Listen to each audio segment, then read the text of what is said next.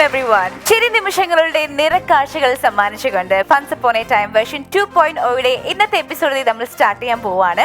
Standup comedy പെർഫോമൻസുകളും Ramesh ഏട്ടനും ഒപ്പം നമ്മുടെ സ്പെഷ്യൽ ഗസ്റ്റുകളും എല്ലാവരും കൂടെ ചേർന്ന് നമ്മുടെ ചിരി മാമാങ്കത്തിലേക്ക് എല്ലാ പ്രിയമുള്ള പ്രേക്ഷകരെയും സ്വാഗതം ചെയ്യുന്നു.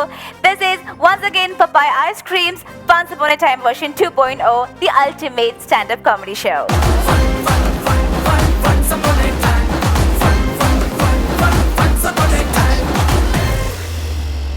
നമ്മുടെ ഈ ചിരി മാമാങ്കം മുന്നിൽ തന്നെ നയിക്കുവാനായിട്ട് നമ്മുടെ പടത്തലവനെ സ്വാഗതം ചെയ്യാം. Let's welcome Shri Ramesh Pisharody.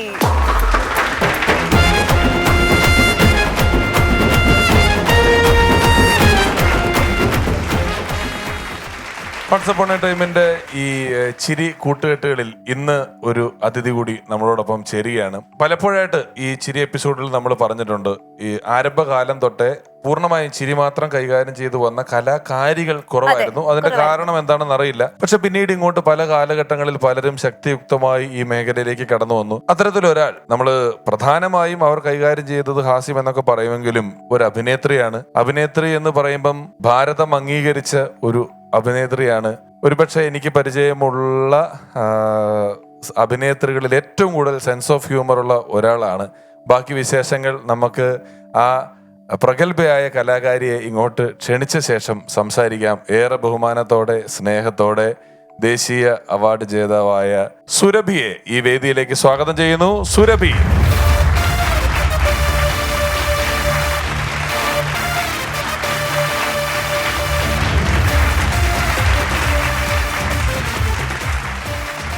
സുരഭി, നമസ്കാരം. സ്വാഗതമുണ്ട് പരിപാടിയിലേക്ക്. കേട്ടാ, സുരഭി ഒരു ദേശീയ അവാർഡ് ജേതാവാണ്. എങ്ങനെയുണ്ടായിരുന്നു പ്രസിഡന്റിനെ കണ്ടിട്ട്? പ്രസിഡന്റ് എന്തു പറഞ്ഞു സുരഭിയോട്?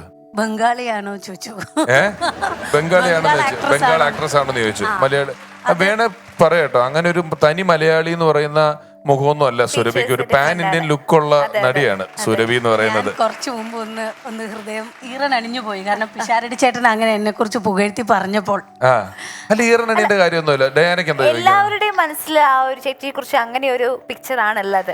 ഒരു ട്രൂ ആർട്ടിസ്റ്റ്, ഒരു ഗംഭീര ആർട്ടിസ്റ്റ് ആണെന്നുള്ള കാര്യത്തിലൊന്നും ഒരു ഡൗട്ടും ഇല്ല. ഇപ്പം കടന്നു വരുന്ന അല്ലെങ്കിൽ എളിയ കലാകാരന്മാർക്ക് ഒരുപാട് കാര്യങ്ങൾ കണ്ടുപഠിക്കാനും മാതൃകയാക്കാനും ഒക്കെ ഒരുപാട് കാര്യങ്ങളുണ്ട്. അപ്പം എനിക്ക് പേഴ്സണലി ചോദിച്ചറിയാനുണ്ട് ഒത്തിരി കാര്യങ്ങൾ. ഒരുപാട് ആരാധിക്കുന്ന ആരാധികമാരിൽ ഒരാളാണ് ഞാൻ. ഇതൊക്കെ എല്ലാവരുടെയും ഒരിക്കലും എല്ലാവരുടെയും മനസ്സിലുള്ള കാര്യമാണ്. എല്ലാവരും പറയുന്ന കാര്യമാണ്. പിന്നെ പ്രസിഡന്റിനെ കണ്ട സമയത്ത് നമുക്ക് തലേന്ന് റിഹേഴ്സൽ ഉണ്ടാവുമല്ലോ. സ്കിറ്റ് പോലെയാണോ ഇത്? അതെ, നമുക്ക് തലേന്ന് റിഹേഴ്സൽ ഉണ്ടാവും. അപ്പൊ ഇതേപോലെ ഒരു പ്രസിഡന്റ് ആയിട്ട് ഒരാൾ നിൽക്കും. പിന്നെ കൂടെയുള്ള മറ്റു മന്ത്രിമാരായിട്ടും അവിടെയുള്ള ജൂറി പ്രിയദർശൻ സാറിൻ്റെയോ എല്ലാവരുടെയും ഡ്യൂപ്പുകൾ ഇങ്ങനെ വന്ന് നിൽക്കും. എന്നിട്ട് നമ്മളിങ്ങനെ ഓരോരുത്തരുടെ അത് അനുസരിച്ചിട്ട് അവിടെ സൈഡിൽ കൊണ്ട് നിർത്തും. പിന്നെ വരണം. നമ്മൾ ഷെയ്ക്കൻഡ് കൊടുക്കാനോ കാല് തൊട്ട് നമ്മളുടെ ബഹുമാനം കാണിക്കാനോ ഒന്നും പാടില്ല. അപ്പോൾ അവിടെ ചെന്ന് അപ്പോൾ പ്രസിഡന്റിനെ കണ്ടപ്പം പ്രസിഡന്റ് വരുന്നു എന്നൊക്കെ പറയുന്നുണ്ട്. വേറെ കുറേ വലിയ വലിയ ആൾക്കാരുടെ കൂടെ ഒരു കുഞ്ഞു പ്രസിഡന്റ് പ്രണവ് മുഖർജി, അദ്ദേഹം വളരെ സൗമ്യനായിട്ട് ഇങ്ങനെ വന്നു. അപ്പോൾ ഞാൻ സമ്മാനം മേടിക്കാൻ വേണ്ടി പോയപ്പോൾ നമ്മൾ അവിടെ നിൽക്കും ഇങ്ങനെ ഹൃദയ ഈറനണിയെന്ന് മാത്രമല്ല, നമ്മളങ്ങ് നിറഞ്ഞ പോലുള്ള ഒരു ഫീലാണ്. നമുക്ക് ഫുൾഫില്ലായ പോലുള്ള ഒരു അവസ്ഥയിൽ ഇങ്ങനെ നിൽക്കുകയായിരിക്കും. ഇതൊക്കെ നടക്കുന്നത് സത്യമാണോ എന്നൊന്നും നമുക്കറിയില്ലാത്ത പോലെ. അപ്പോൾ വന്നിട്ട് എന്നോട് ചോദിച്ചു ബംഗാളി ആക്ട്രസ് ആണോന്ന്. ഹിന്ദിയിലാണ് ചോദിച്ചത്. എനിക്ക് ബംഗാളി ആക്ട്രസ് എന്നുള്ള എനിക്ക് മനസ്സിലായി.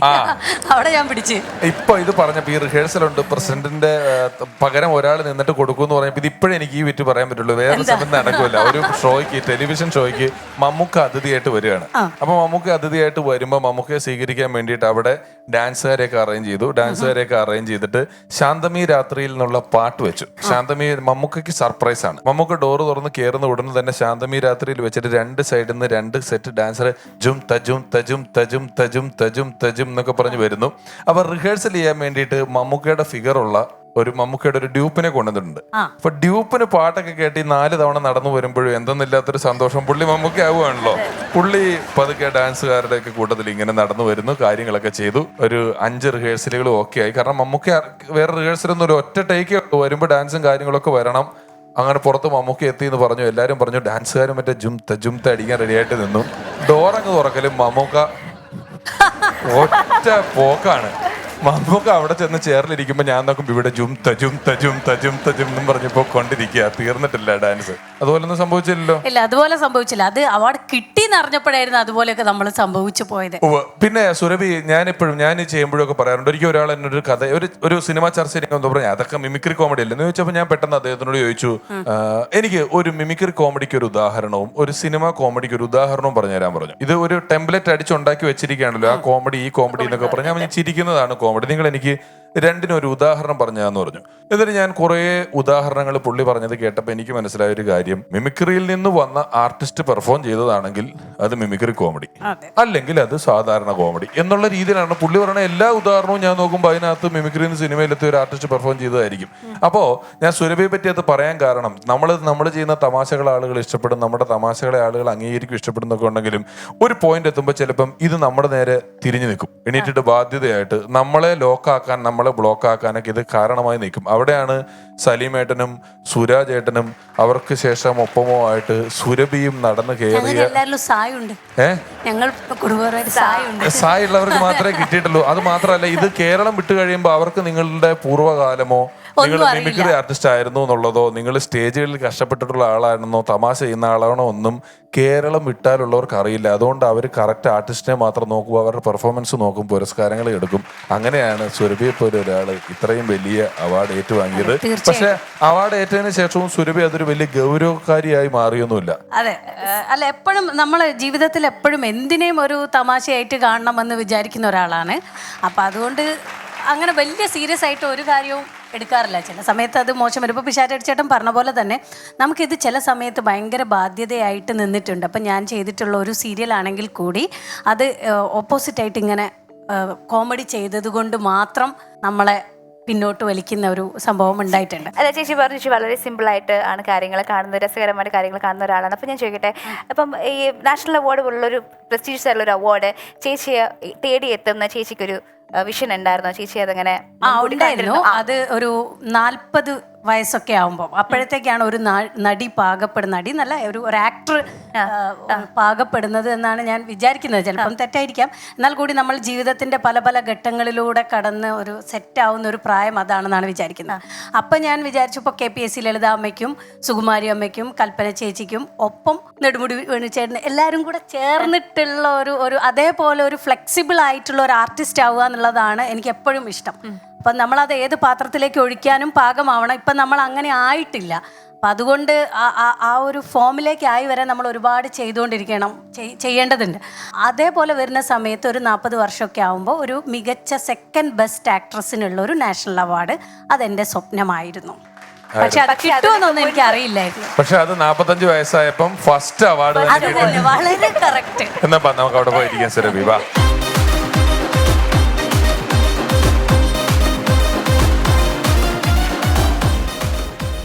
So when we start our show, let me welcome our first stand-up comedian, Devaraj Kodagara.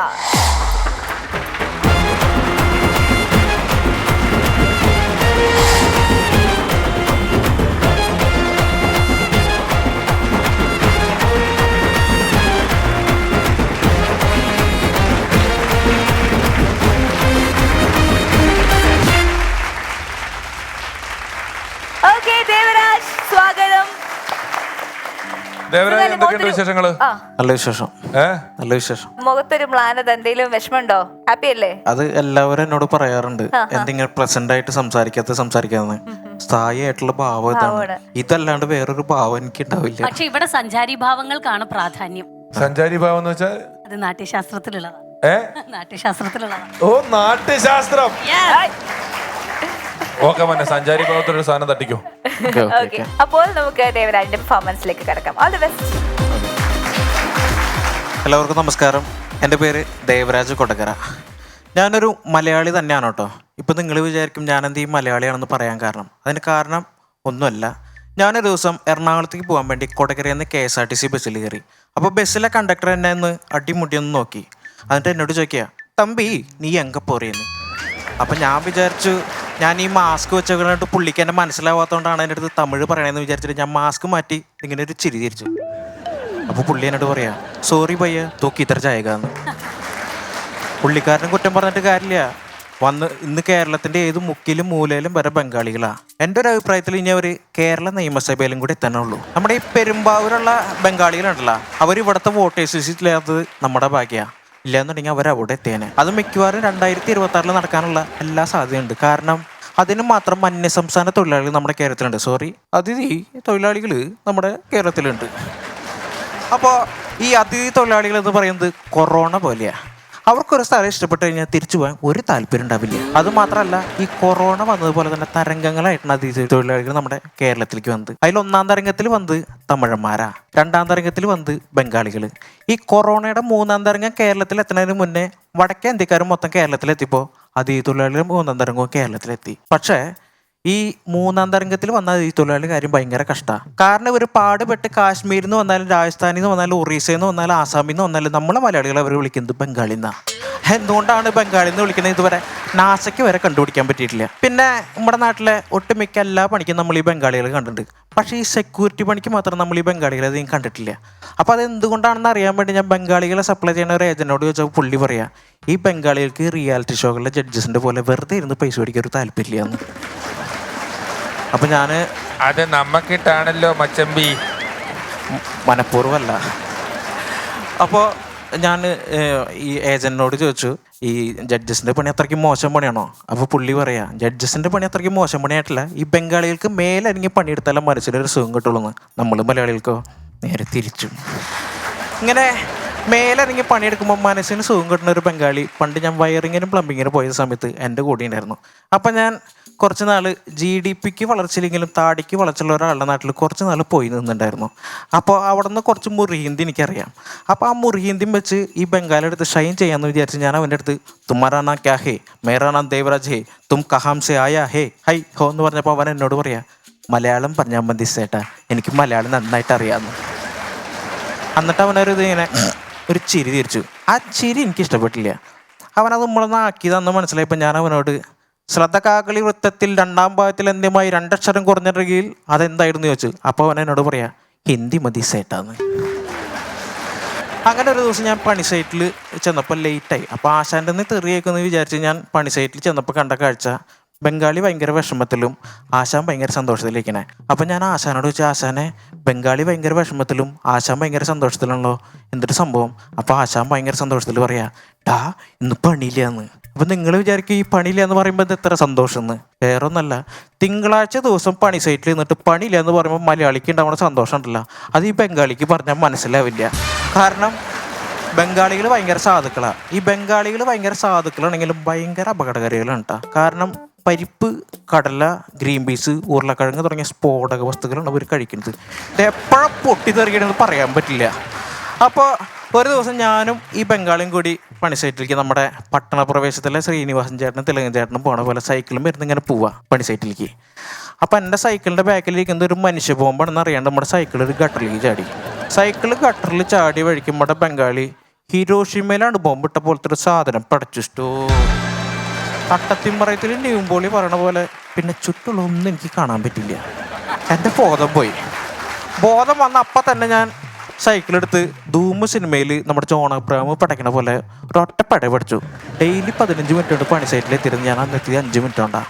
അന്നത്തോടുകൂടി എനിക്കൊരു കാര്യം മനസ്സിലായി, ഈ വണ്ടികളൊക്കെ പെട്രോളും ഡീസലും മാറ്റിയിട്ട് ഗ്യാസാക്കാൻ നല്ലത്, എന്തുട്ടാ പവർ.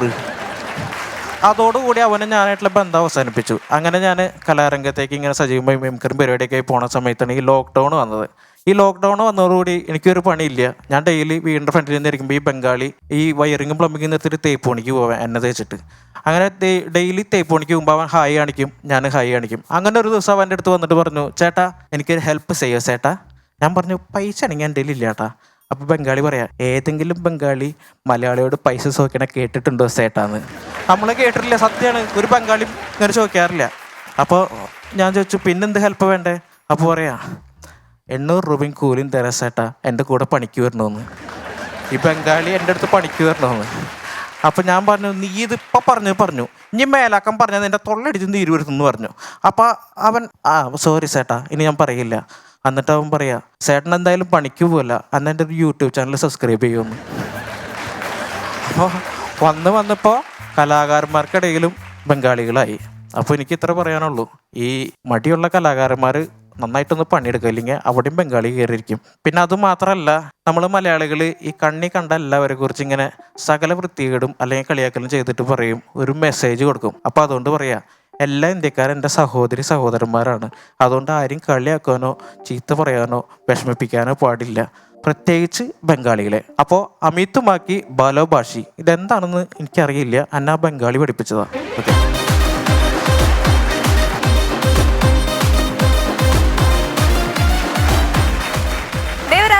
ശരിക്കും ഒരു കലക്കൻ പെർഫോമൻസ് ആയിരുന്നു. Thank you. രമേശ് ചേട്ടാ, എനിക്ക് തോന്നുന്നു മേ ബി ഇനി വരുന്നുള്ള എപ്പിസോഡുകളിലും ഷെഡ്യൂളുകളിലും നമുക്ക് നമ്മുടെ സ്റ്റാൻഡപ്പ് കോമഡി വേദിയിലേക്ക് തീർച്ചയായിട്ടും ഒരു ബംഗാളിയെ കൊണ്ടുവരണം. ഒരു അന്യസംസ്ഥാനക്കാരനെ അതെ, അതെ, അതെ. ഉറപ്പായിട്ടും കൊണ്ടുവരും. ഇത് മനസ്സിലാവണ്ടേ നമുക്ക്? ഇവര് മലയാളത്തിൽ പെർഫോം ചെയ്യുമെങ്കിൽ നമുക്ക് കൊണ്ടുവരുന്നതിന് ഒരു കുഴപ്പമില്ല. അവര് മലയാളത്തിൽ പെർഫോം ചെയ്യും എന്നാണ് എനിക്ക് തോന്നുന്നത്. ഇപ്പൊ ഏകദേശം നല്ല രീതിയിൽ മലയാളം കൈകാര്യം ചെയ്യാനൊക്കെ അറിയാം. അതെ, ബംഗാളികൾ എത്തി എന്നാണല്ലോ പറഞ്ഞത്. ഉറപ്പായിട്ടും ഇതുപോലൊരു സ്റ്റാൻഡപ്പ് കോമഡി പറയുന്ന ഒരു മലയാളി അല്ലാത്ത ആളെ കിട്ടി ഉറപ്പായിട്ടും ഇവിടെ കൊണ്ടുവരാൻ പറ്റും. കാരണം സിനിമകളിലുണ്ട്, സിനിമകളിൽ നമ്മളെപ്പോഴും പറയാം, മ്യൂസിക് ഡയറക്ഷനിലും പാട്ടിലും അഭിനയത്തിലും കാര്യങ്ങളും കലയിൽ ഇഷ്ടം പോലെ ആളുകൾ വരുന്നുണ്ട് അല്ലേ? ഈ സമയത്ത് മാത്രം ചോദിക്കാൻ പറ്റുന്ന ഒരു ചോദ്യം, മലയാളി അല്ലാത്ത നായകൻ, മലയാളി അല്ലാത്ത നായിക, മലയാളി അല്ലാത്ത ഗായിക, മലയാളി അല്ലാത്ത സംഗീത സംവിധായകൻ ഉള്ള മലയാളം സിനിമ ഏതാണ്? ആ പാട്ട് ഭയങ്കര സൂപ്പർ ഹിറ്റുമാണ്. മലയാളി അല്ലാത്ത ഗായിക, മലയാളി അല്ലാത്ത നായിക, മലയാളി അല്ലാത്ത നായകൻ, മലയാളി അല്ലാത്ത സംഗീത സംവിധായകൻ. പഴയകാല ചിത്രമാണോ? അതൊരു മധ്യകാലത്തെ ചിത്രമാണ്. അതിനകത്ത് വളരെ പോപ്പുലർ ആയിട്ടുള്ള പാട്ടുകളുണ്ട്. ആ നായകൻ സിനിമയിൽ ഏകദേശം 50 വർഷങ്ങൾ കഴിഞ്ഞു. സിനിമയിൽ സജീവമായിട്ടുള്ള സജീവമായിട്ടുള്ള നായകനാണ്. അതെ. സുരഭി മൈക്ക് പറ, കാര്യങ്ങൾ പറ. തോറ്റോ? എല്ലാം തോറ്റോ? അതിന് ഉത്തരം പറയും. മലയാളി മാമന് വണക്കം ആ പടമാണോ? സോറി, ഞാൻ ഉദ്ദേശിച്ചത് അതല്ല. എല്ലാരും തോറ്റെങ്കിലും പറഞ്ഞുതരാം. കമലഹാസൻ, സെറീന വഹാബ്, സലീൽ ചൗധരി, എസ് ജാനകി, സന്ധ്യേ കണ്ണീരിതെന്തേ സന്ധ്യ, ഇത്രയും പേരുകൂടിയാണ് ഒരു മലയാളം പാട്ട് ഉണ്ടാക്കിയിരിക്കുന്നത് കേട്ടോ. Thank you so much Ramesh for the information. അപ്പൊ ഇദ്ദേഹത്തിന്റെ പെർഫോമൻസിനെ കുറിച്ച്? പെർഫോമൻസ് സൂപ്പർ, അത്രേ ഉള്ളൂ. സുരഭി പറയുന്നേ. പെർഫോമൻസ് നന്നായിരുന്നു. ഞാനിത് ഹിന്ദിയുടെ കാര്യം പറഞ്ഞപ്പോഴാണ്, നാഷണൽ അവാർഡ് വാങ്ങിക്കാൻ വേണ്ടി പോയ സമയത്ത് അവിടെ എല്ലാവരും ഹിന്ദിക്കാരാണല്ലോ. അപ്പോൾ ഇവിടുന്ന് സുരാജേട്ടൻ എന്നോട് പറഞ്ഞു, എടി ഹിന്ദിയിൽ നമ്മൾ പ്രസംഗമൊക്കെ പഠിച്ചിട്ട് പോകണം, അവിടെ ചാനൽസ് വരുന്ന സമയത്ത് ഇത് പറയണം. അപ്പോൾ നമുക്കറിയാവുന്ന ഹിന്ദി എന്ന് പറഞ്ഞിട്ടുണ്ടെങ്കിൽ ഗായ് ഏക് ഫാൽത്തു ജാൻവർ ഹേ, गाय घास और फूस खाती है, ओणम केरल की देशी त्योहार है, गाय हमको दूध देती है, ओणम के दिन नए नए कपड़े पहनती है, मामा जी आइए बैठिए अखबार पढ़िए, मेजा कुर्सी कलम, एवडे कलम नन्हे मुन्ने बच्चे तेरे मुट्ठी में क्या है, അത്രേ ഉള്ളൂ. Washing powder Nirma. ഈ ഒരു ഹിന്ദി വെച്ചിട്ടാണ് അവിടെ പോയിരിക്കുന്നത്. പക്ഷെ അവിടെ വെച്ച് നമുക്ക് മാനേജ് ചെയ്യാൻ പറ്റി. അക്ഷയ് കുമാറും സോനം കപൂറും ഒക്കെ ആയിരുന്നു. അവർ ഹിന്ദി സംസാരിക്കൊണ്ട് ഞാൻ മിണ്ടാതിരുന്നു, ഭയങ്കര ജാടയിട്ടങ്ങിരുന്നു. ഇന്ത്യ വിട്ടാൽ ഇതെല്ലാം വരും. വിദേശത്ത് പരിപാടിക്ക് പോകുമ്പോ നമ്മൾ ഈ ഭാഷ വെച്ച് എല്ലാം നേടിയെടുക്കുന്നുണ്ട്, ഭക്ഷണവും കഴിക്കുന്നുണ്ട്. അതെ, അമേരിക്കയിലൊക്കെ പോയപ്പോ ഞാൻ തന്നെ അത്ഭുതപ്പെട്ടു പോയി, ഞാൻ ഇംഗ്ലീഷ് പറയുന്നത് കേട്ട്. സുഖമായിട്ട് പറയാൻ പറ്റും. പക്ഷെ ഇന്ത്യയിൽ അതെന്താ, പരിചയമുള്ളവർ അടുത്ത് നിൽക്കുമ്പോഴുള്ള പ്രശ്നമുള്ളൂ. പരിചയമുള്ളവരില്ലെങ്കിൽ നമ്മൾ പൊള്ളിക്കും, ഏത് ഭാഷയും പൊള്ളിക്കും. ഗംഭീരായിട്ടുണ്ട്, നന്നായിട്ടുണ്ട്. ഓക്കെ, അപ്പൊ നല്ല കമന്റ്സ് ആണ് കിട്ടിയിരിക്കുന്നത് Devaraj. Keep it up and thank you so much. Once upon a time version 2.0 വേദിയിൽ ഒരിക്കൽ കൂടി സ്റ്റാൻഡപ്പ് കോമഡിയുടെ പെൺകരുത്ത് തെളിയിക്കപ്പെടാൻ പോവുകയാണ്. സ്നേഹപൂർവ്വം സ്വാഗതം ചെയ്യുന്നു സ്റ്റാൻഡപ്പ് കൊമേഡിയൻ സുശീല ദേവി.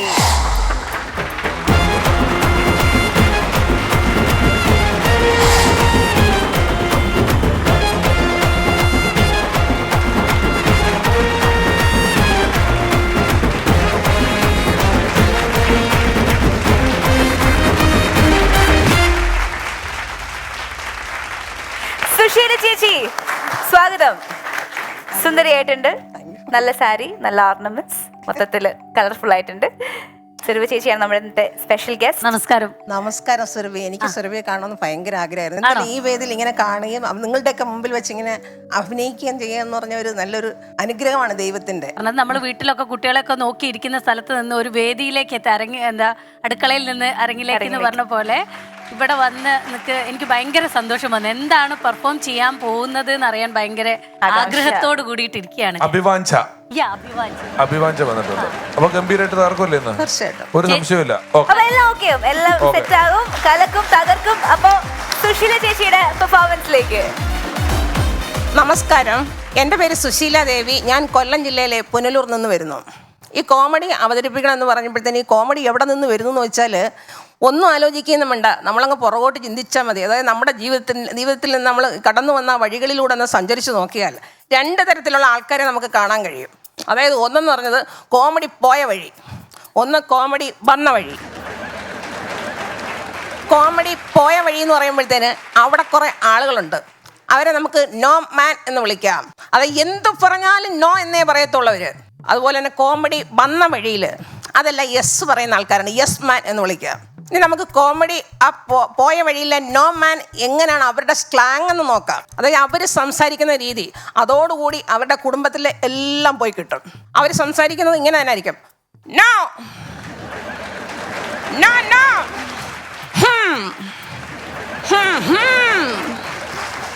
വേണ്ട വേണ്ടെന്നല്ലേ പറഞ്ഞേ, ഗോ ഗോ. ഇതാണ് നോമാന്മാരുടെ സ്ലാങ്. ഇവരുടെ ജീവിതത്തിലേക്ക് വലതുകാല് വെച്ച് നിറച്ചു കോമഡിയുമായിട്ട് ആര് വന്നു കയറിയാലും ആ കോമഡി അന്ന് തന്നെ പറയും, നീ ഇവിടെ കിടന്ന് അനുഭവിച്ചോടി, ഞാനങ്ങ് മേലോട്ട് പോവുക. ആ കോമഡി വീരചരമം പറയും. ഇനി അമ്മക്ക് വേണ്ടത് കോമഡി വേണ്ടവരെയാണല്ലോ, കോമഡി വന്ന വഴിയാണല്ലോ, അവരെ അങ്ങ് നമുക്കങ്ങ് ഡിലീറ്റ് ചെയ്ത് കളയാം, പോട്ടെ പോ.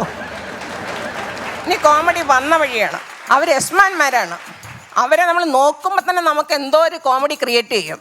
അതാ യസ്മാന്മാരെന്ന് പറയുന്നത് ഇങ്ങനെ ആയിരിക്കും.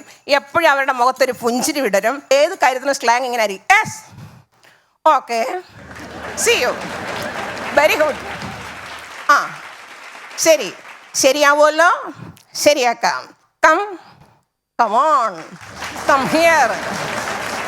ഇവരുടെ ജീവിതത്തിലേക്ക് വന്നു കയറുന്ന പെണ്ണുങ്ങളുണ്ടല്ലോ, ചിലപ്പം വലതുകാലം വെച്ച് വേറെ എന്തെങ്കിലുമൊക്കെ ആയിട്ടായിരിക്കും വരുന്നത്. അവർക്ക് ആ കോമഡിയുടെ ഒന്നും കാണത്തില്ല, ഒരു റൂട്ട് പോലും മുളച്ചു പോലും കാണത്തില്ല. അവരുടെ ജീവിതത്തിലേക്ക് തഴച്ചു വളരും ഏത് കോമഡി. അതോടുകൂടി അവരുടെ ജീവിതം ഊഷ്മളമായിരിക്കും. അങ്ങനെ ഒരു ഹാപ്പി ഫാമിലിയിലാണ് ഞാൻ ജനിച്ചത്.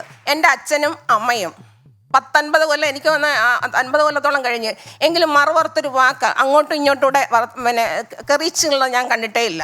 അമ്മ എപ്പോഴും ഹാപ്പി ആയിരിക്കും. അച്ഛൻ എന്തോ പറഞ്ഞോ അമ്മ ഹാപ്പിയാണ്, അമ്മ എന്തോ പറഞ്ഞോ അച്ഛൻ ഹാപ്പിയാണ്. അങ്ങനെ ആ ഹാപ്പി ഫാമിലിയിൽ 12 കുട്ടികൾ പിറന്നു. ആ 12 മക്കളിൽ 7ാമത്തെയാണ് ഞാൻ. എന്തായാലും ഈ 12 മക്കളിൽ ഒരു ഭ്രാന്തിയോ കാണുമല്ലോ, സംശയിക്കേണ്ട, ഭ്രാന്തി ഞാൻ തന്നെ.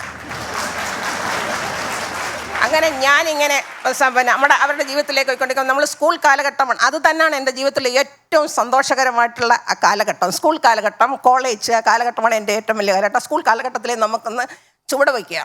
അമ്മ രാവിലെ ഇപ്പം ഇത്രയും മക്കൾക്ക് 7 മക്കളുണ്ട്, 12 മക്കളാണ്, 7 വന്നോളൂ, ഒക്കെ എല്ലാം പോയി. ഈ 7 മക്കൾക്കും രാവിലെ ആഹാരം ഉണ്ടാക്കി കൊടുക്കാനൊന്നും ശരിയാവത്തൊന്നുമില്ല. അമ്മ എന്താ പറയുക, ഗോതമ്പ് മാവൊക്കെ കലക്കി വെച്ചിട്ട് ഞങ്ങൾക്ക് പിന്നെ എല്ലാവർക്കും കൂടെ ദോശ ഉണ്ടാക്കി കൊടുക്കാനൊന്നും നോക്കത്തില്ല, ഗോതമ്പ് മാവേ ഉള്ളൂ. അന്ന് ഇപ്പോഴത്തെ കുട്ടികളുടെ ഭയങ്കര സൗകര്യങ്ങളൊന്നും ഇല്ല.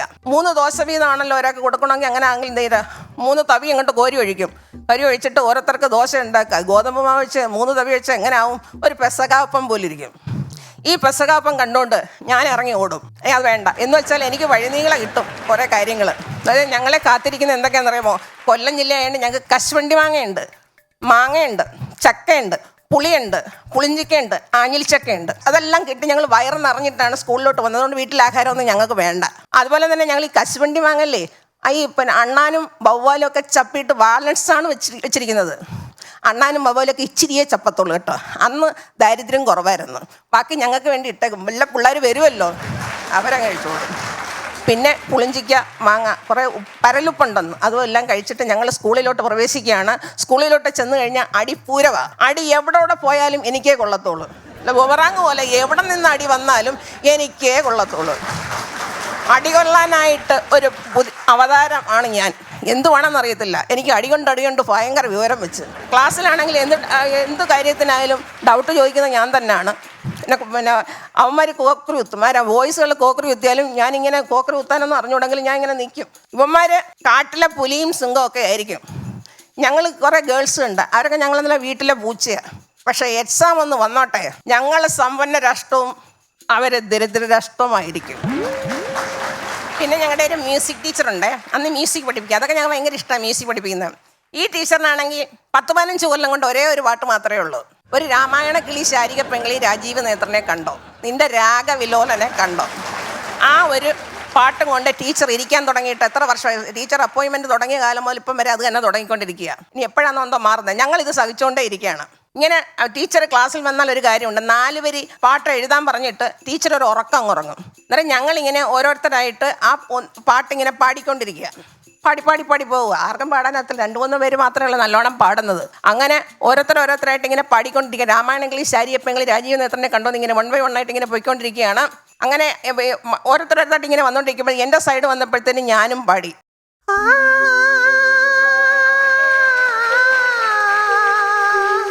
നിദ്രാവിഹീനങ്ങളല്ലോ എന്നും അവളുടെ രാവുകൾ, എന്നും അവളുടെ രാവുകൾ. പാടി കണ്ണ് തുറന്നതും എച്ചമ്മിന്റെ മോന്തക്കാണ് നോക്കിയത്. എച്ചം പറഞ്ഞു, ഇവിടെ എന്തുവഴി നടക്കുന്നേ? സാറേ പാട്ട് പഠിക്കുക. ഇതാണോ പാട്ട്? നീയൊന്നും കാണാത്ത സിനിമയിലെ ഈ പാട്ടാണ് പാടുന്നത്. ടീച്ചർ എന്തിയെ? ടീച്ചർ ദോ കിടക്കുന്നു. ടീച്ചർ എന്തോ പറ്റി? എനിക്ക് തലവേദനയാണ്. ടീച്ചറിനെന്നും തലവേദനയാണല്ലോ. പിള്ളേർക്ക് ബുദ്ധി വെച്ച് ടീച്ചറിനെ കുറിച്ച് തന്നെ ഈ പാടുന്നത്. ഏത് പാട്ടാ? ഇന്ന പാട്ടാ. ടീച്ചറിന്റെ ബോധം പോയി. അത് കഴിഞ്ഞതിന് ശേഷം ടീച്ചർ പിന്നെ ഒരു ക്ലാസ്സിലും ഉറങ്ങിയിട്ടില്ല. മ്യൂസിക് ക്ലാസ്സിലൊന്നും ഉറങ്ങിയിട്ടേ ഇല്ല. ടീച്ചറിനൊരു നല്ലൊരു ഇരട്ടപ്പേരും വേണം കേട്ടോ, സീമ ടീച്ചർ.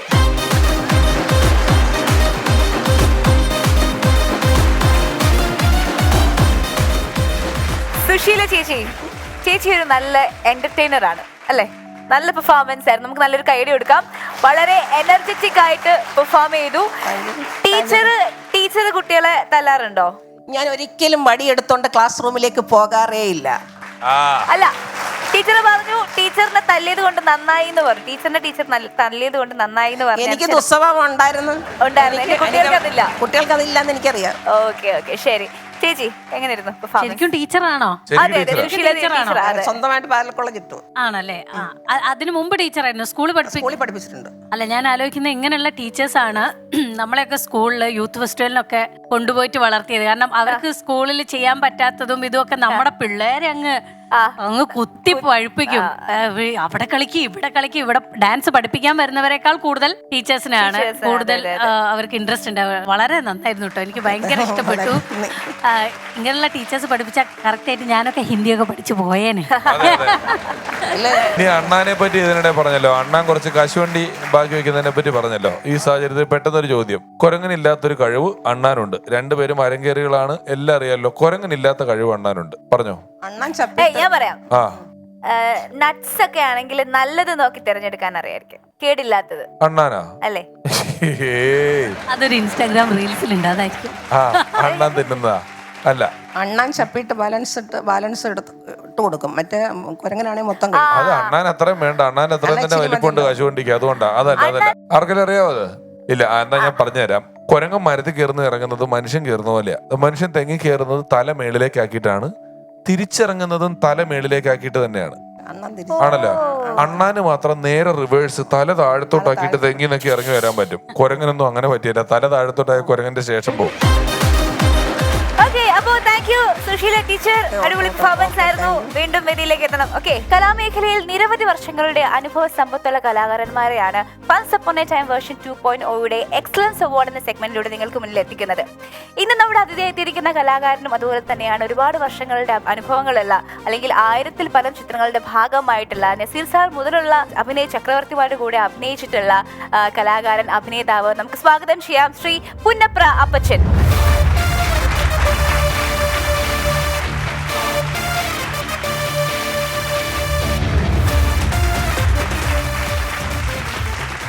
അപ്പച്ചൻ ചേട്ടന് ഹൃദയം നിറഞ്ഞ സ്വാഗതം. ഡയാന, ഇൻട്രൊഡക്ഷനിൽ പെട്ടെന്ന് നമ്മൾ പറയും, കാരണം നമ്മൾ ഒരുപാട് ഉപയോഗിക്കുന്ന അക്കങ്ങളിൽ ഒന്നാണ് 1000 എന്ന് പറയുന്നത്. പെട്ടെന്ന് പറഞ്ഞു കേൾക്കുമ്പോ 1000 രൂപ എന്നൊക്കെ പറയുന്നവരങ്ങ് പോവും. പക്ഷേ 1000 സിനിമ, ഒരാൾ 1000 സിനിമയിൽ അഭിനയിക്കുക എന്ന് പറയുന്നത് ഒരു ചെറിയ കാര്യമല്ല. എന്റെ അറിവില് ജഗതി ചേട്ടനുണ്ട്, സുകുമാരി ചേച്ചിയുണ്ട്, വളരെ കുറച്ച് ആർട്ടിസ്റ്റുകളാണ് 1000 സിനിമകൾ പൂർത്തിയാക്കുക. 1000 സിനിമ കഴിഞ്ഞിട്ടുള്ള ഒരാളാണ് പുന്നപ്ര അപ്പച്ചൻ ചേട്ടൻ. അതിനാദ്യം നിങ്ങളൊരു കൈയടി കൊടുക്കണം. ഉദയയുടെ എല്ലാ സിനിമയിലും ഉള്ള ഒരാൾ അല്ലേ അപ്പച്ചൻ ചേട്ടാ? അപ്പച്ചൻ ചേട്ടനെ പറ്റി എനിക്ക് അങ്ങനെ തപ്പി പറയാനുള്ള കഥകൾ ഞാൻ അന്വേഷിച്ചറിഞ്ഞ അറിവുകളേ ഉള്ളൂ. ഉദയയുടെ എല്ലാ സിനിമയിലും ഇല്ലേ? ഞാൻ 68 തുടങ്ങി ഉദയയിലെ പടങ്ങൾക്ക് തീരുന്നതും വരെ ആ എല്ലാ പടങ്ങളിലും ഉണ്ടായിരുന്നു. എല്ലാ പടത്തിലും ഉണ്ട്. നസീർ സാറിന്റെ കൂടെ ഇല്ലേ? Naseer sir, Sathyan sir, Kottarakkara Sreedharan Nair sir, അതുപോലെ തന്നെ ആ കാലഘട്ടത്തിലുണ്ടായിരുന്ന SP Pillai sir, മുതുകുളൻ Raghavan Pillai sir, എല്ലാവരുടെയും പടങ്ങളിലുണ്ട്. ഉണ്ട്. ഇതിനിടയിൽ ഞാൻ കേട്ടു ഹിന്ദി തമിഴിലൊക്കെ ഉണ്ട്. ഞാൻ ഹിന്ദി ചിത്രത്തില് ദിലീപ് കുമാറിന്റെ കൂടെ ദുനിയ എന്ന ഹിന്ദി ചിത്രത്തില് ഞാൻ അഭിനയിച്ചു. അത് അതിന്റെ ഒരു വാർത്ത ദിലീപ് കുമാർ സാർ മരിച്ചപ്പോ പത്രങ്ങളിലെല്ലാം വന്നിരുന്നു. കാരണം ദിലീപ് കുമാറിനെ അറസ്റ്റ് ചെയ്ത പുന്നപ്ര അപ്പച്ചനെന്ന്. കാരണം ഞാൻ സബ് ഇൻസ്പെക്ടറും അദ്ദേഹം ആ പടത്തിലെ ഒരു കള്ളൻ കഥാപാത്രവുമായിരുന്നു. അത് എറണാകുളത്ത് വെച്ചായിരുന്നു ഷൂട്ടിങ്. അന്ന് അദ്ദേഹത്തിൽ നിന്ന് പടം എടുക്കാനുള്ള ഭാഗ്യം ഉണ്ടായി. അങ്ങനെ ഹിന്ദി പടത്തിൽ അതിലെ ഞാൻ പ്രൊഡക്ഷൻ മാനേജർ കൂടെ ആയിരുന്നു. അതുകൊണ്ടൊരു 13 ദിവസത്തെ വർക്കിന് എനിക്ക് കിട്ടിയ ഏറ്റവും വലിയ പ്രതിഫലം 1980 33,000 രൂപയായിരുന്നു. 33 രൂപ കളിച്ച കളിയല്ല. പിന്നെ തമിഴ് പടം? തമിഴ് സുറ, വിജയുടെ അല്ലേ? വിജയുടെ സുറ. അതെ. തെലുങ്കിലും ഇല്ലേ? തെലുങ്കിലും ഉണ്ട്. അപ്പൊ ഡയാനയുടെ അടുത്ത് നിൽക്കുന്ന ആളാരാന്ന് ഡയാനയ്ക്ക് മനസ്സിലായല്ലോ. വേറെ ലെവലാണ് ഫൺസമ്മേളന വന്നിരിക്കുന്നത്. വേറെ ലെവലാണ്. ദിലീപ് കുമാർ, വിജയ്, നസീർ സാറ്. ആദ്യത്തെ പടത്തിന്റെ പേരെന്തായിരുന്നു? ഉദയനന്റെ മകൻ. ഉദയനന്റെ മകൻ. അതെ, സത്യൻ സാറിന്റെ കൂടെ ആയിരുന്നു ആദ്യത്തെ സീൻ. അപ്പോൾ ഈ സിനിമയിൽ അഭിനയിക്കുമെന്നുള്ള ആഗ്രഹം ചെറുപ്പത്തിലെ പോലെ ഉണ്ടായിരുന്നു. പാലാട്ട് കോമൻ എന്ന ചിത്രത്തില് സത്യൻ സാറിന്റെ ആനപ്പുറത്തുള്ള വരവും ആ പാട്ടും. ചന്ദന പല്ലക്കിൽ വീട് കാണാൻ വന്ന ഗന്ധർവരാജകുമാര, ഓ അപ്സര രാജകുമാരി. ചന്ദന പല്ലക്കിൽ വീട് കാണാൻ വന്ന ഗന്ധർവരാജകുമാര, ഓ അപ്സര രാജകുമാരി.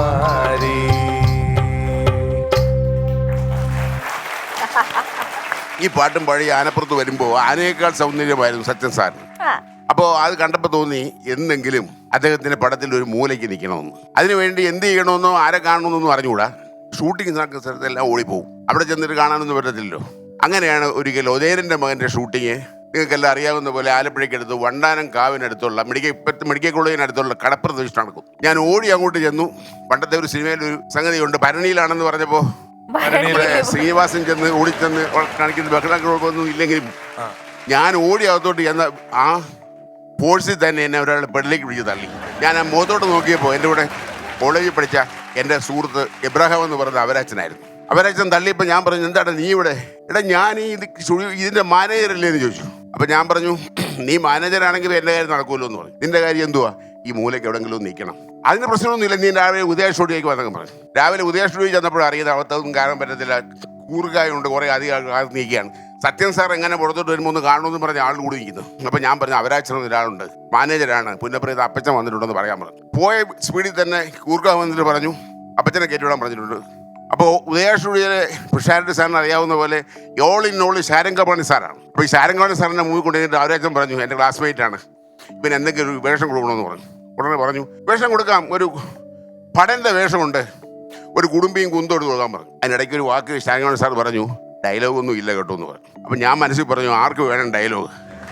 കാരണം എവിടെങ്കിലും നിൽക്കണമെന്ന് പറഞ്ഞു വന്നാൽ എനിക്ക് ഡയലോഗിൻ്റെ ആവശ്യമില്ലല്ലോ. പക്ഷെ ഭാഗ്യത്തിന് സത്യൻ സാർ കാണുന്നത് വിജയശ്രീയുടെ ഡാൻസ് ആണ്. അപ്പൊ അദ്ദേഹം ചോദിക്കുന്നു, ആരാണ് ഈ തരുണിമണി എന്ന്. അപ്പൊ അടുത്ത് നിൽക്കുന്ന മണവാളൻ ജോസഫാണ്. അപ്പൊ മണവാളൻ ജോസഫ് അറിയാൻ മേല. അപ്പൊ എന്നോട് അടുത്ത് നിന്ന പടം ഞാനാണല്ലോ. എന്നോട് ചോദിച്ചു ആരാണ്. അപ്പൊ ഞാൻ പറയുന്ന ആദ്യത്തെ ഫസ്റ്റ് ഡയലോഗ് കാവിൽ ചാത്തോത്തെ കുങ്കിയമ്മയാണെന്ന്. ഇതാണ് മലയാള സിനിമയിലെ എന്റെ ആദ്യത്തെ ഡയലോഗ്. ഫസ്റ്റ് ടേക്കിൽ പിഷാരടി സാറെ ഓക്കെ ആയി. ഫസ്റ്റ് ടേക്കിൽ ഓക്കെ ആകാതെ 68 തൊട്ട് ഇന്ന് വരെ 1000 പടം പുന്നപ്ര അപ്പച്ചൻ ചേട്ടൻ ചെയ്യൂന്ന് വിചാരിക്കുന്നുണ്ടോ? അപ്പച്ചൻ ചേട്ടാ ചെയ്തതെല്ലാം ഗംഭീരമായോണ്ടല്ലേ ചെയ്ത് നിൽക്കുന്നത്. ഭയങ്കര സന്തോഷം. ലാസ്റ്റ് ചെയ്ത പടം ഏതാ? ഏറ്റവും ഒടുവില് പിന്നെയും അടൂർ ഗോപാലൻ സാറിന്റെ അതിലാണ് ലാസ്റ്റ് ചെയ്തിട്ടുള്ളത്. അതും അതിന്റെ കൂടെ തന്നെ ചാലക്കുടിക്കാരൻ ചങ്ങാതി വിനയ സാറിന്റെ പടം. അതെ. സുരഭി ഇവിടെ നാഷണൽ അവാർഡ് കിട്ടിയ നടീന്നും പറഞ്ഞ് ഞെളിഞ്ഞിരിക്കുമായിരുന്നു. അപ്പൊ ഞാൻ നോക്കുമ്പം അതൊന്ന് താത്തണമെങ്കിൽ എനിക്ക് ഒരാളെ അതിന്റെ മേളിൽ ഒരാളെ ഇറക്കിയെങ്കിൽ മാത്രമേ ശരിയാവുള്ളൂ എന്ന് മനസ്സിലായിട്ടാണ്. ഞാൻ ഒരിക്കലും അത് ആഗ്രഹിക്കുന്നില്ല. കാരണം എന്റെ മുമ്പിൽ ഏറ്റവും വലിയ നടിയാണ് ഇരിക്കുന്ന വിശ്വാസമുള്ളവനാണ് ഞാൻ. കളഞ്ഞില്ലേ? വലിയൊരു ഒരു സകലകലാ വല്ലഭയാണ്. അതെ. Thank you. കാരണം ഒരുപാട് നടിമാരെയും നടന്മാരെയും ഒക്കെ കണ്ടിട്ടുള്ള ഒരാളാണ്. അപ്പോൾ അങ്ങയുടെ അടുത്ത് നിന്ന് അങ്ങനെ ഒരു വാക്ക് കേൾക്കുന്നത് എനിക്ക് ഭയങ്കര സന്തോഷമുള്ള ഒരു കാര്യമാണ്. അതിലേറെ സന്തോഷം എനിക്കുമുണ്ട്. അപ്പച്ചൻ ചേട്ടൻ തമാശ വേഷങ്ങളാണോ, വില്ലനായിരുന്നോ, ഏതായിരുന്നു കൂടുതൽ ചെയ്തിട്ടുള്ളത്? കൂടുതലും വില്ലനാണ്. വില്ലനായിരുന്നു കൂടുതലും. കത്താളും മറ്റേ ഇരുമ്പുവാരെ കൊണ്ട് നടക്കുന്ന പാർട്ടിയാണ്. സിനിമയിൽ റേപ്പ് ഒക്കെ ചെയ്തിട്ടുണ്ട്, ഇല്ലെന്ന് പറയാൻ പറ്റത്തില്ല. പറയാൻ അതിനുള്ള ഒരു ഭാഗ്യം എനിക്ക് ഉണ്ടായിട്ടുണ്ട്. പക്ഷേ ഗോവിന്ദൻകുട്ടിയെ പോലെയോ അല്ലെങ്കിൽ KP ഉമ്മസാറിനെ പോലെയോ TG രവിയെ പോലെയൊന്നും കൂടുതൽ നേരമൊന്നും പറ്റിയിട്ടില്ല. ബലാത്സംഗം ചെയ്യാൻ ചെല്ലുക, അതിന് മുമ്പ് തല്ലുകൊണ്ട് പോരുക. അത് ആ കൂട്ടത്തില് മനുഷ്യപുത്രൻ എന്ന സിനിമയില് ജയഭാരതിയെ ഞാൻ പൊക്കിക്കൊണ്ടു പോകുന്നൊരു സീനുണ്ട്. ശാരദ ഞാൻ അധികാര സിനിമയിലെ റേപ്പ് ചെയ്യാനായിട്ട് വീട്ടിൽ ചെന്ന് കയറുന്നുണ്ട്. അപ്പോൾ നെല്ലിക്കോട്ട് ഭാസ്കരൻ കണ്ടിട്ട് വന്നിട്ട് അടി തന്നിട്ട് എൻ്റെ കൂടെ കൂട്ട് വന്നത് മാള അരവിന്ദനാണ്. മാള അരവിന്ദൻ തെങ്ങ കയറി. ആ ഷോട്ട് ഓക്കെ ആയതുകൊണ്ട് കുഴപ്പമില്ലായിരുന്നു. തെങ്ങൻ താഴോട്ട് വന്നത് നേരെ പറഞ്ഞ പോലെ കുരങ്ങ് താഴോട്ട് വരുന്ന താഴോട്ട് വന്നു. അവസാനം ഹോസ്പിറ്റലിൽ അഡ്മിറ്റ് ചെയ്യേണ്ടി വന്നു. കാരണം എല്ലാ ഭാഗവും കീറിപ്പോയായിരുന്നു. തെങ്ങൻ കൈവിട്ടു പോയി താഴോട്ട് നേരെ. ഇന്ന് മരിച്ചെങ്കിൽ എന്നോട് വലിയ ഇഷ്ടമായിരുന്നു. ജഗദീഷ് ചേട്ടനും മാളയ്ക്കൊക്കെ ഭയങ്കര ഇഷ്ടമുണ്ടായിരുന്ന ഒരാളായിരുന്നു ഞാൻ. എൻ്റെ മനസ്സിൽ ഇന്നും ഞാൻ ഓർക്കുകയാണ് മാളച്ചേട്ടനെ. പക്ഷേ ജഗദീഷ് ചേട്ടനെ ഞാൻ എല്ലാ പ്രാവശ്യവും ഒരു 6 മാസം കൂടുമ്പോൾ വീട്ടിൽ പോയി കാണാറുണ്ട്. എനിക്ക് ഏറ്റവും ഇഷ്ടപ്പെട്ട സിനിമ എന്ന് പറയുന്നത്, നല്ല ഇഷ്ടപ്പെട്ടതല്ല, ഇച്ചിരി പബ്ലിസിറ്റി കൂടുതൽ കിട്ടിയ ഒരു പടം. ഇപ്പൊ ഈ ഇരിക്കുന്ന എൻ്റെ കുഞ്ഞു സഹോദരിമാരും സഹോദരന്മാരും ഒക്കെ ഓർക്കും, ഞങ്ങളാരും കണ്ടിട്ടില്ലോ സിനിമ. കാരണം പെട്ടെന്ന് തന്നെ കടന്നു പോകുന്ന ചില സീനുകളാണ്. എന്നിൽ പോലും ദ കിങ് സിനിമയിലെ ഞാൻ മുഖ്യമന്ത്രിയായിരുന്നു. അതായത് മമ്മൂട്ടിക്ക കളക്ടർ, തേവള്ളിപ്പറമ്പിൽ ജോസഫ് അലക്സും ആന്റണി അവതരിപ്പിച്ച മുഖ്യമന്ത്രിയാണ് ഞാൻ. നിങ്ങളുടെ മുമ്പിൽ നിൽക്കുന്ന ഒരു എക്സ് മുഖ്യമന്ത്രിയാണ്, രാഷ്ട്രീയത്തിലല്ല സിനിമയിൽ. സിനിമാ മേഖല അല്ലാണ്ട് പിന്നെ വേറെ എന്താ ചെയ്യുന്നത്? ആദ്യകാലത്ത് എൻ്റെ അച്ഛന് സുഖമില്ല, റേഷൻ കടക്കാരനായിരുന്നു എൻ്റെ അച്ഛൻ. സർസിപിയുടെ കാലത്ത് അളന്നു കൊടുക്കുന്ന ഒരു കാലം ഉണ്ടായിരുന്നു, ചങ്ങടി നാഴി എന്നൊക്കെ പറഞ്ഞു. അപ്പൊ അന്നത്തെ കാലം തുടങ്ങി റേഷൻ കട നടത്തിയപ്പോ അച്ഛന് സുഖമില്ലാതെ കുറച്ച് റേഷൻ കട നടത്തി. ഞാൻ കയറി ഇരുന്ന് കഴിഞ്ഞപ്പോൾ റേഷൻ കട പരിതാപകരമായി. കാരണം കിട്ടുന്ന കാശ് കൊണ്ട് ലാഭമാണെന്ന് വിചാരിച്ച് ചെലവഴിച്ചു. അടുത്ത പ്രാവശ്യം റേഷനൊക്കെ കാശ് കടം മേടിക്കേണ്ടി വന്നു. ഉള്ള കാര്യം ഉള്ളവർ പറയും. അങ്ങനെ ആ മുഖ്യമന്ത്രിയുടെ കാര്യം ഇന്നും അതുപോലെ കേരള സ്റ്റേറ്റ് 1-ാം നമ്പർ കാരണത്ത് ഒരു സ്ഥലത്ത് നിന്ന് ജയിക്കാതെ ഒരു മുഖ്യമന്ത്രിയായിട്ട് പറക്കാൻ ഭാഗ്യം ലഭിച്ചു. കരുണാകരൻ പോകുന്ന കണക്ക് സ്പീഡിൽ പോയ ഒരു പോക്കുണ്ട്. എൻ്റെ കാലിൻ്റെ നഖം തുടങ്ങി ഈ മുടി വരെ ത്രസിക്കുകയായിരുന്നു. കാരണം വേറെ ആരും അല്ല ഈ പോകുന്നത് മനസ്സിലുണ്ട്, കേരളത്തിന്റെ മുഖ്യമന്ത്രിയാണ്. അപ്പോൾ അപ്പച്ചൻ ചേട്ടാ ഒരുപാട് സന്തോഷം. ഞങ്ങളുടെ ഒരു സ്നേഹാദരം ഏറ്റുവാങ്ങണം. നൽകാനായിട്ട് ഞാൻ രമേശ് ചേട്ടനെയും സുരഭി ചേച്ചിയെയും സ്റ്റേജിലേക്ക് ക്ഷണിക്കുന്നു, പ്ലീസ്.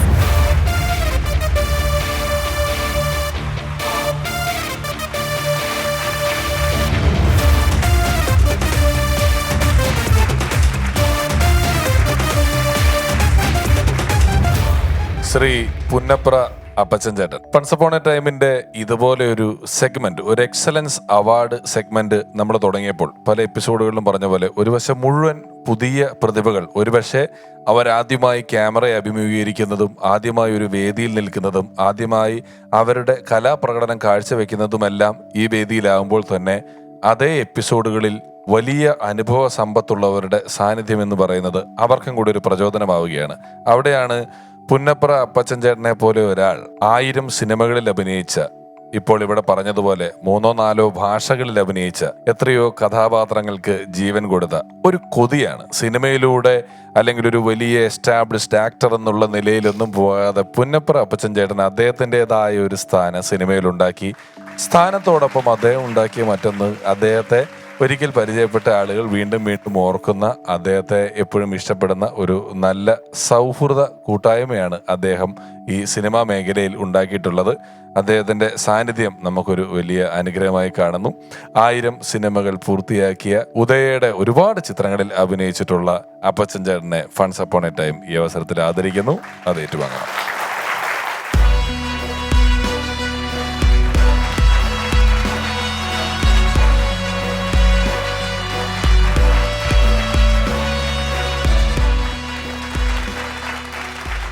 നമ്മുടെ ഇന്നത്തെ ബെസ്റ്റ് പെർഫോമറെ നമുക്കറിയാം. അതിനായി സ്വാഗതം ചെയ്യുന്ന വേദിയിലേക്ക് സുശീല ദേവി ആൻഡ് ദേവരാജ് കൊടകര.